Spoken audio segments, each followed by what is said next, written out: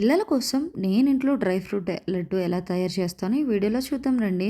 ఒక కప్పు బాదం పప్పు, ఒక కప్పు పల్లీలు, ఒక కప్పు జీడిపప్పునైతే తీసుకుని మీడియం ఫ్లేమ్లో దోరగా వేయించుకోవాలి. అవి వేగినాయి అనుకున్న తర్వాత ఒక కప్పు సన్ఫ్లవర్ సీడ్స్, ఒక కప్పు నువ్వులను కూడా వేసుకుని దోరగా వేయించుకోవాలి. ఇవి బాగా వేగినాయి అనుకున్న తర్వాత మాత్రమే నిమిషాలు చల్లారబెట్టి మిక్సీలో వేసుకుని బాగా మెత్తగా పౌడర్ కింద చేసుకోవాలి. పౌడర్ చేసుకుని ఒక పక్కనైతే పెట్టుకుని ఖర్జూరంలో సీడ్స్ని అయితే తీసేసుకుని వాటిని కూడా మెత్తగా గ్రైండ్ పట్టుకోవాలన్నమాట. ఇలా గ్రైండ్ పట్టుకున్న ఖర్జూరం పేస్ట్ని అయితే డ్రై ఫ్రూట్ పౌడర్ ఏదైతే ఉందో అందులో కలుపుకుని మొత్తం మిక్స్ చేసుకోవాలి. మిక్స్ చేసుకుంటూ ఒక 2 స్పూన్ల వరకు నెయ్యిని వేడి చేసి అది కూడా ఇందులో ఈ పౌడర్లో యాడ్ చేసుకోవాలి. ఇవన్నీ కూడా బాగా మిక్స్ అయ్యేలాగా కలుపుకొని ఉండల కింద చుట్టుకుంటే ఫ్రెష్ డ్రై ఫ్రూట్ లడ్డీ అయితే రెడీ అవుతుంది. ఇది మనకి ఒక నెల రోజులైనా కూడా పాడవదు అనమాట.